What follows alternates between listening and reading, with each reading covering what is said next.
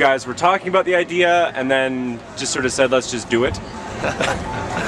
More or less. Everybody we talk to is just kind of a no-brainer. It's like, it's got to happen here. There's already so much already going. There's so much infrastructure. All the clubs and bars are already doing stuff, supporting live music, and even the churches and some community leagues, and so much is happening. We thought, let's just go for it. And everybody's come on board, and there's been a phenomenal team of volunteers that have come together. Kaylee Bird, who's really been coordinating all the efforts and doing her best to just make this all happen. And so, yeah, it's been phenomenal.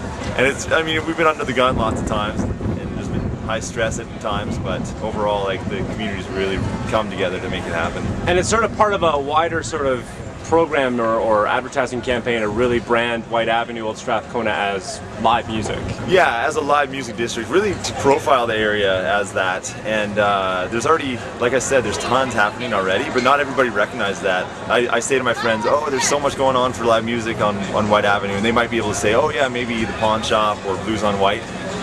And those are like institutions that have been around for a while.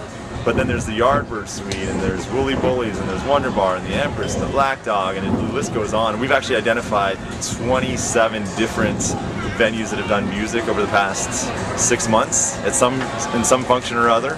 A dozen that do it on at least a weekly basis, if not every night. So it's really happening here, and we just wanted to really highlight what is already happening and just make a statement about it. Like, this is where lots of live music's happening. And then for this weekend, a couple of places that maybe you wouldn't have expected a lot of live music, so hopefully they keep doing it.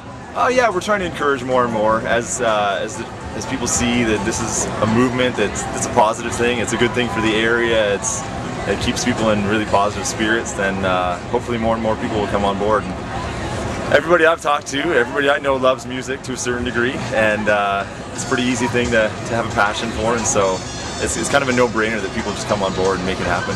Yeah, while talking to Jay Sparrow from Live on Whyte, saying that this is sort of maybe the next sort of ebb and flow of live music, and Shirley Lowe from the Business Association sort of saying it ebbs and flows, sort of comes in vogue, goes out, and maybe now it's the time to capture that, and then hopefully, in sort of Whyte Avenue's sort of what people think of it, kind of rebrand the image. Yeah, that's kind of part of it.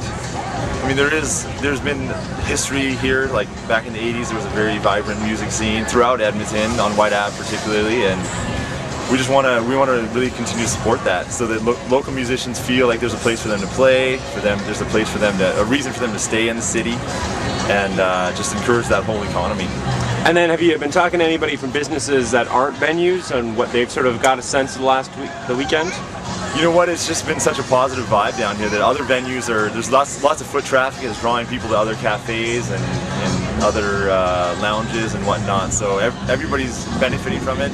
All the foot traffic draws people into the retail during the daytime, and so everybody's benefiting from this whole project, so it's good.